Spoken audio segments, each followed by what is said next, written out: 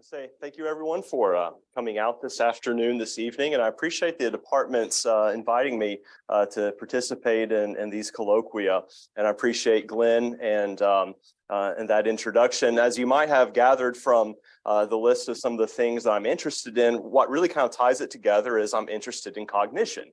On the mind and what ancient peoples thought about the mind. And so even though it may not look like it on the surface, this evening's talk is along those lines as well. And the idea of this series, Colloquium, is literally a conversation, speaking together. And so certainly I'm going to try and keep it not very stuffy. And I'd certainly like to leave some time at the end for conversation between us. The questions you might have or some of the comments that you might have that might critique or that might further some of the points that we've been looking at this evening. So thanks for coming. And also, as I understand, it's recorded if any of you are interested in that later and to go back and maybe listen to some things that should be available. Well, it is apparent in Apollonios's Argonautica that Jason is the central hero. What kind of hero he is has been the subject of scholarly discussion for some decades. One can find the common estimation of Jason's heroic credentials summarized quite succinctly in the second edition of the Oxford Classical Dictionary in the entry on Apollonius, quote, Jason is highly uninspiring and bloodless, completely lacking the energy of a heroic leader, end quote. This dim view of Jason's status as a suitable epic hero has been taken up by numerous scholars who have, in their view, identified multiple factors which detract from the genuine epic hero that Jason should be. For example, Hunter, in a 1988 study, quotes a Danish scholar, Karspeken, who characterizes Jason this way, quote, Jason, chosen leader because his superior declines the honor, subordinate to his comrades except once in every trial of strength, skill, or courage, a great warrior, only with the help of magical charms, jealous of honor, but incapable of asserting it, passive in the face of crisis, timid and confused before trouble, tearful at insult, easily despondent, gracefully treacherous in his dealings with the lovesick Medea, but cowering before her later threats and curses. This is quite representative of the scholarly consensus that has emerged on the characterization of Jason. In other words, he's a failed hero. He's not a good Homeric hero. Now, in the same study by Hunter, the criticism goes further.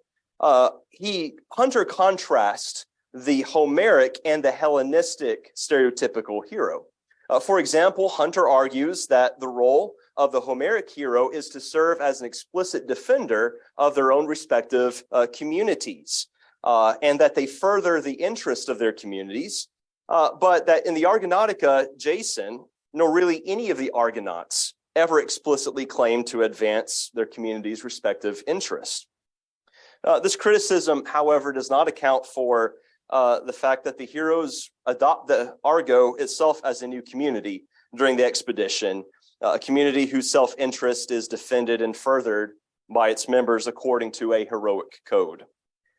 But further criticism of Jason's heroic credentials have been offered by Maria Glavin in a very recent study from 2021, who situates Jason within the framework of Indo-European folklore, and the conclusion of her study is that Jason, by deferring to Medea, especially at the end of book 4, is among this really representative of multiple digressions from the archetypal hero, and that because of this, that he is disqualified from being categorized among the Greek epic heroes.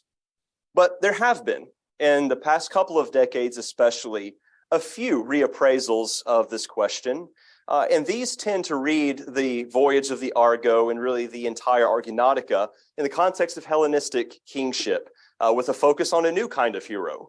No longer the warrior Basileus that we see in Homer, but more resembling the Macedonian king with his traditional inner circle of hetairoi, or that is comrades, or his philoi, or that is his friends. And indeed, throughout the Argonautica, this is how Jason refers often to the heroes who are accompanying him. So the purpose of this talk is not to dismiss the impact of Hellenistic courts on Apollonius's poetic program, nor do I ignore the degree of disjunction between Homeric precedent and Jason's conduct. But I want to revisit this question of why Apollonius at least wants us to think about Jason's heroic qualities. The focus of this talk then will be Apollonius's use of a particular Greek term and his strategic deployment of this term throughout the epic, and the term is NACA. Now, I want to go ahead and make this disclaimer. There will be some Greek in this talk, and it may be the case that not everyone in this audience is either conversant in Greek or at least wants to deal with Greek after 5 p.m.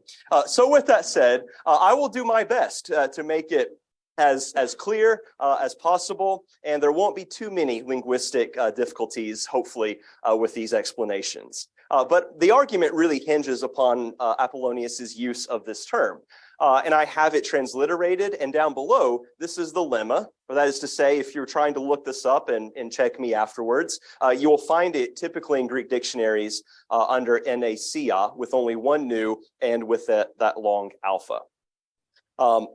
Also related to this, I will go ahead and mention that we will focus primarily on this form of the word. Now, for you Hellenophiles out here, this would be the dative plural as an instrumental dative, but what this means basically is this form of the word emphasizes it's being used as a tool, its instrumentality. And yes, I will define the term and explain that in just a moment. So, like I said, the focus of this talk will be on Apollonius's use of the term NACA, and most specifically, this form that you see before you. My argument is this, that Apollonius strategically incorporates this term into his work, the Argonautica, in order to pose two interconnected riddles that the audience must solve. One riddle concerns the etymology of this term and the medical associations that are founded on that term's etymology.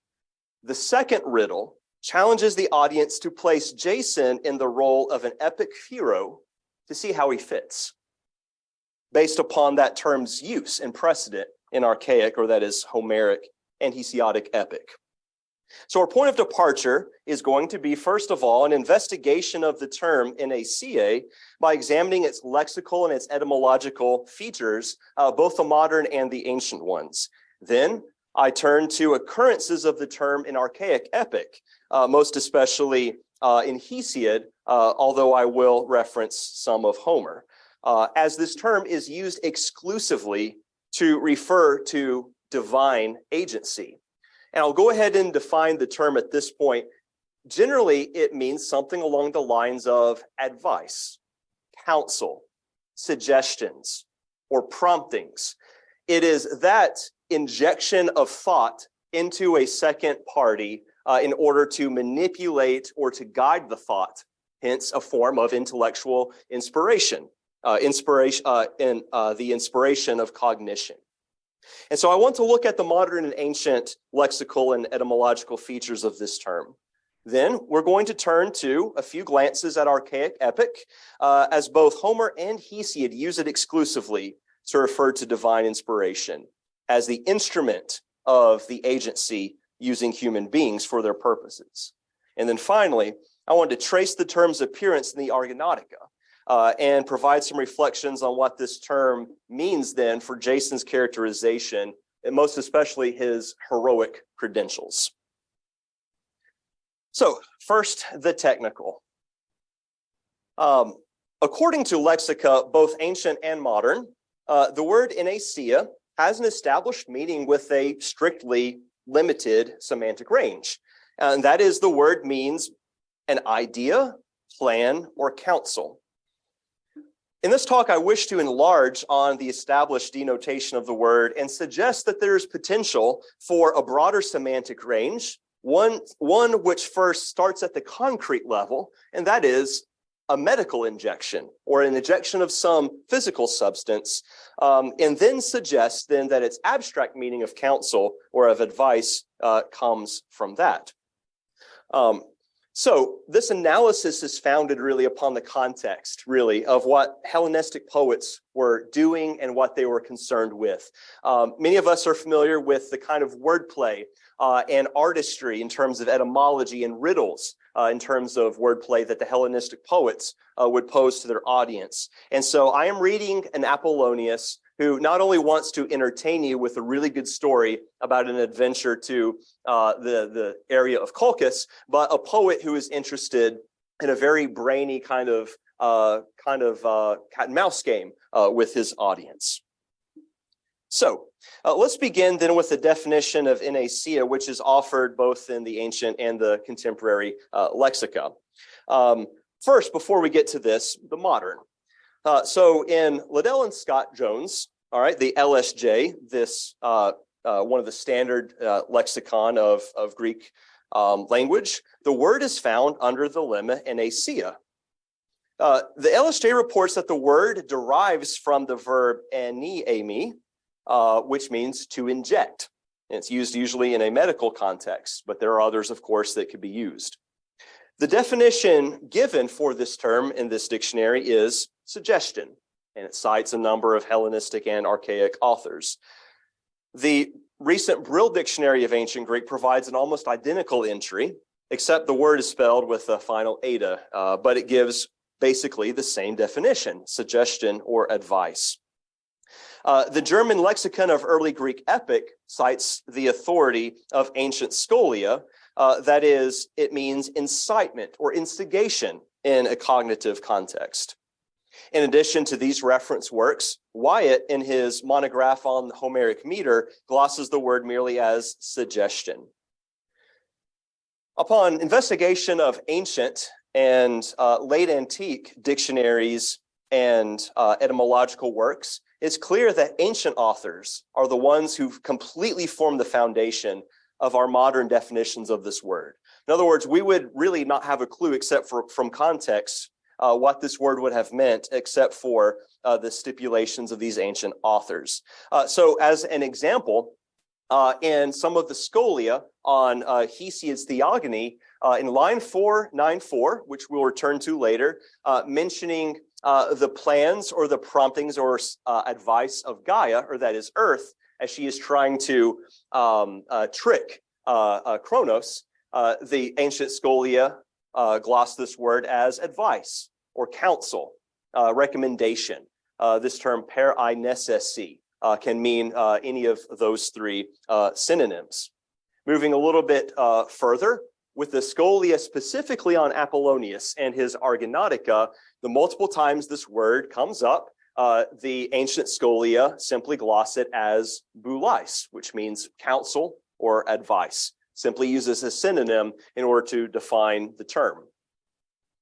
When we come to Hesychius, who wrote a number of commentaries and other word studies in ancient Greek, he glosses it as thoughts or just counsel. So again, we're seeing the theme then of a cognitive process by which one's suggestions or advice is given or inspired into another. When we're looking at a little bit later in time, we come to the 12th century Byzantine scholar, commentator on Homeric epic, Eustathius of Thessaloniki. He provides some etymology and also definition of the term NACAC, specifically that form that we're focusing on.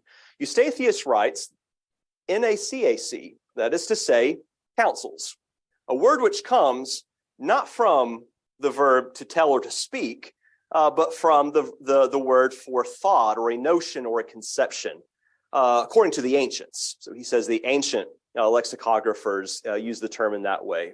Or he says it might come rather from eniemi, to send into, to plant, or to inspire. That is, to throw into, as in the line, lay it to heart, quoting there from Homer's Odyssey, Book 11. Eustathius closes this entry with the comment, it is counsel sent into the mind. So with these etymologies then, it's clear that not all lexicographers agree. Eustathius connects the word with the verb hiemi, which means to throw into or to inject, to inspire, to give suggestions such that it manipulates. Now, the summation of these authorities, both the ancient and the modern ones, would appear to leave little evidence on which to base enlarging the semantic range of NACA. And indeed, in the connection with our immediate concern in Apollonius' Argonautica, commentators such as Hunter and others simply gloss the word as suggestions. But there's more to the story upon further examination of its etymology in connection with eniemi and its related forms. And this belongs to medical vocabulary. If you look up the verb eniemi, which Eustathius says it is from, the definition that we find in modern Greek lexica is to send into, to implant, or to inspire. And yes, this meaning is often found in connection with the God inspiring or inciting human beings, but is also found in medical context. For example, even today, the medical term enema comes from this same Greek verb, and so it would be a relative of the word that we're focusing on. It is any kind of therapeutic infusion. In noun form, the word is often used in medical literature for an injection of various sorts, all the way from the Hippocratic corpus up through the 5th century, the 4th century rather, in the time of Oribasius. Now, related to this medical vocabulary, the verbal form of this word, that is the injection of a substance, can be therapeutic or it can be quite lethal. For example, in Xenophon's Memorabilia, the character Socrates compares the kiss of passion of one's beloved to the sting of an insect bite. And that word sting and the injection of what the venomous insect does is related to our word of the hour. Socrates follows that admission by warning of those who kiss that they inject something so as to make one insane. Apollonius also uses the same verb form of this word in that same sense. Let's see. Yes, here we go. For example, in Book 4, the Argonauts have made their way to adventures in North Africa, and one of the adventurers, one of the Argonauts, Mopsos, is felled by a venomous snake. In Book 4 of the Argonautica, the poet writes, about the serpent, it lay in the sand, avoiding the noonday sun, a dreadful serpent. Sluggish to willingly strike an unwilling person, it would not even dart up against anything that retreated. But the very moment it injects black venom, and that's our word there, injects black venom into any of the breathing creatures, which the life-breathing earth sustains, no further than a cubit is the road to Hades. Not even if Pion, if it is right for me to say this out loud, should administer drugs once it bites with its fangs. So this would be one of those moments where, again, we're seeing that with the verbal form of our word of focus, it means the injection of an actual substance that has quite an effect upon the recipient. But you also see Apollonius the wordsmith putting it in the context of Pion, or that is Apollo, in medical treatments, as if to pose to his audience, again, this kind of verbal riddle that he expects them to solve. Now, at this juncture, we could conclude, at least I argue, that both from etymology and usage, the verb eniemi, and then its noun form, enesia, represents the concrete idea of a substance being injected to someone, which has powerful influence, but that it can also be used in terms of injection of thoughts, or that is the coercion of one's cognitive processes to be used as an instrument by some higher mind. And so what I want to do then is to turn to its use in archaic epic as precedent for how Apollonius is engaging with this term. So again, we see this term in Homeric epic in line 494 that I highlight. This is the section again, which is talking about the changing of the guard, so to speak, in the generations of the gods when the son of Kronos takes over. Here the poet writes, rapidly then did the power and glorious limbs of the ruler, the Onyx, grow. And when a year passed, the great scheming Kronos, having been tricked by the clever promptings, the NACAC of Gaia, brought up his offspring again and was defeated by the mighty designs of his own son. So you see kind of the setting here. We've got this despot, this kind of ruler who's ruling with an iron fist. We have the promptings or the NACAC, the injections cognitively of this deity. And by means of these injections, this ruler is overthrown. So hold that in thought as we go forward.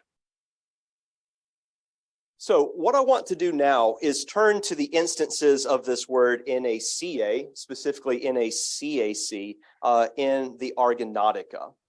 What's striking to me as we look at this term is that it shows up as early as the first few lines of the entire poem. In fact, line 7, book 1, line 7, right off the bat, as the poet is establishing his epic program, this term comes up and has pride of place. It has described in the opening lines about this famous race of mortals who accomplish great deeds. And then the poet begins to describe the setting further. For such was the oracle Peleus heard, that in the future a terrible fate awaited him, to be overcome by the counsels, by the NACAC, of a certain one-sandaled man whom he would see coming from among the people.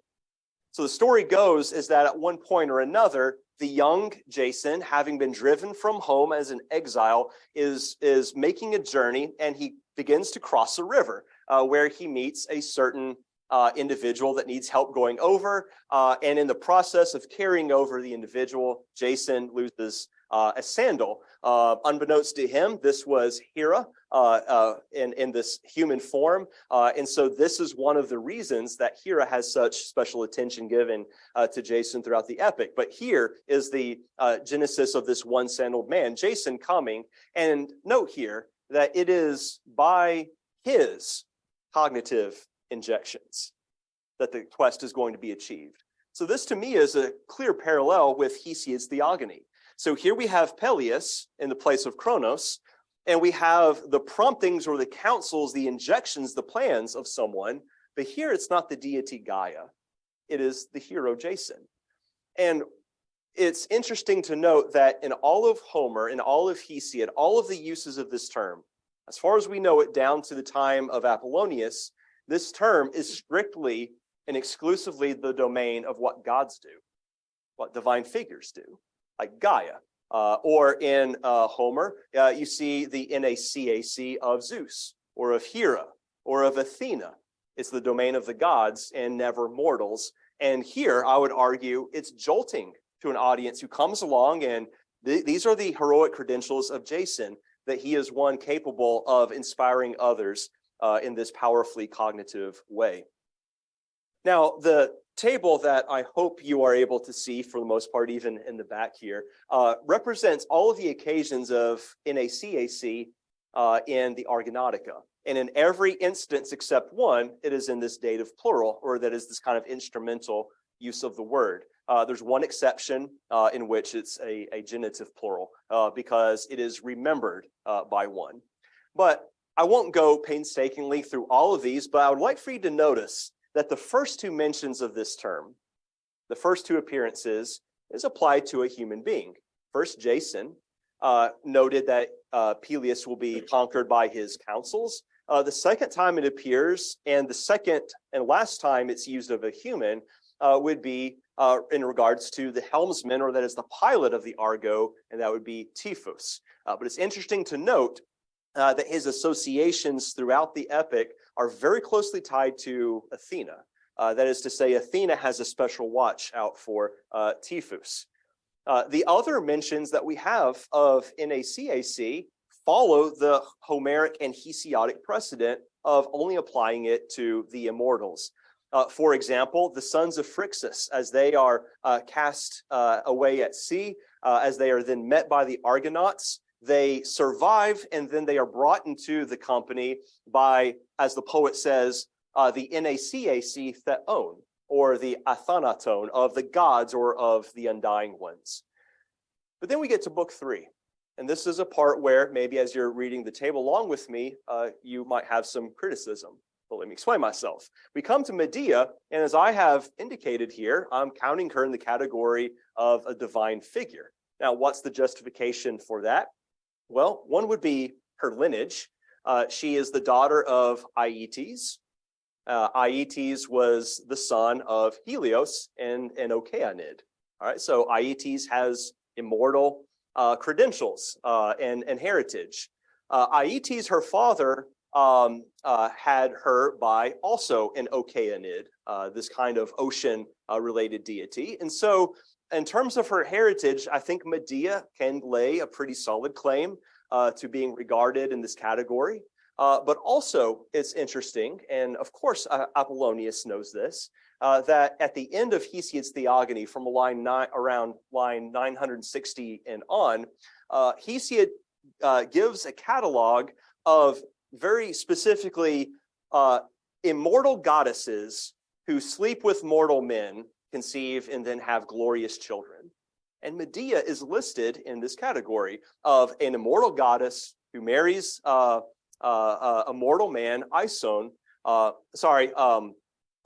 Jason, and then has glorious offspring, which, of course, Euripides would have something to say about that, rather unfortunately. And so that's why I would put Medea then in the category of the divine. I think there's epic precedent for that. And certainly her credentials as an extremely powerful sorceress, I think, put her there solidly. And so at the opening of book 3, Hera and Aphrodite get together, and in their schemings, they decide that it will be through the NACAC that Jason will complete the trial. Now, note, that's not how Peleus is going to be overthrown. That's Jason's injections and cognitive inspiration. But how Jason will succeed in the trials would be through Medea. It mentions that Medea has close associations as you move forward in the work with other deities. She's closely associated with Hecate, but also there comes a point in the middle of book 3 when Medea cannot choose between staying home with dad and abandoning father to go with this stranger that she has become enamored of. And so it is specifically said that it's because of Hera and her inspiration or injections into Medea that Medea chooses not to end her own life. Again, we're told later on that it is actually Aphrodite's machinations that complete the quest. Then, as Jason is facing the trials of first plowing with fire-breathing bulls, then fighting the Earthborn, and then finally having to deal with the great serpent dragon that guards the Golden Fleece, he panics, but then he remembers the NACAC of Medea. Later in the work, as book 4 moves along, they've got the Golden Fleece, and they're on this journey through the Danube, and they sail through Europe and then down around the Italian peninsula. As they are in the course of this voyage, Hera, by her advice, urges them to avoid some of the violent natives. Then as you come down later in book 4, Hera is concerned that the Argonauts might not make it through Scylla and Charybdis, right? The sucking whirlpool and the monster that hangs above the crag. And so it is through the NACAC, the injections or promptings of Hera, that the Argonauts make it through. And then finally, and I think this to me is the most striking of the instances in the Argonautica, and that is there's a story told toward the end about Heracles as he is wandering about looking for his lost comrade Hulas, that thirsty and craving water, he sees a rock close to Lake Triton. He kicks the rock and out water gushes. And it mentions that there's no particular deity that's thought of here, but it's simply a hypothetical one. So what's the point of what I'm trying to say with all of this? It is that Apollonius is conscious of the literary history and precedent of this term, and he's aware of both its concrete medical possibilities and its abstract or metaphorical cognitive meaning. And what I am proposing is that Apollonius strategically applies this term that exclusively is used by divine agency, and he applies it to Jason, his hero, in order to make a comment about the cognitive abilities of Jason. And I specifically want to go back to, in case you're skeptical still, let me try one more time, that anecdote about Heracles and the rock. Toward the end of book 4, it states that here there's a certain rock right by Lake Triton, which, whether he himself thought of it, or whether through the promptings of a god, he struck it at the base with his foot and outgushed a flood of water. What strikes me about this instance of NAC scene, as you see in the second line in the Greek at the very end of the line, what strikes me about it is that there is a clear contrast between what this mortal, and this is Heracles of all right, semi-divine beings, or that is of mortals, but even he himself and his thought process is contrasted with what would be the NACAC of a god. Or of some deity. So again, I think that Apollonius here is staking out a claim that this word belongs to divine figures. And so with that, when you return back to line 7 and the opening lines of the poem, as the entire program is set out that the quest is bound up in the NACAC, or that is the counsels and the plans of Jason, Apollonius is asking us to picture Jason as this quasi-divine intellect, who by his promptings and by his will imposed upon the quest will bring about its success. That just as epic deities will impose their will upon mortals through their NACAC, so Jason would oppose his will as a very powerful heroic figure. Now, with that said, what are some of the instances in the Argonautica of Jason exhibiting these kinds of qualities? Maybe you think along the lines of Carl-Specken and other scholars who have been rather dubious about Jason's intellect and rather see him as a very weak-kneed, failed hero. There are a couple of instances among many that I would cite, but one would be actually in book 1. One of the scenes that is typically used to militate against Jason's heroic credentials is the moment when a leader for the entire quest is being selected. So in book 1, you have a catalog of the heroes, and it's kind of a who's who of some of these early generations of Greek heroes. We have Orpheus, the musician. We have the sons of Aeacus, Telamon, and a certain Peleus. We have Heracles, who's part of the group. So we have a number of these heroes, and Jason, of course, is among them. Well, Jason convenes the group, and they sit down, and Jason stands up and he says, look, guys, we got to select the leader for this quest. So you all need to choose who is the best, the Aristos among us.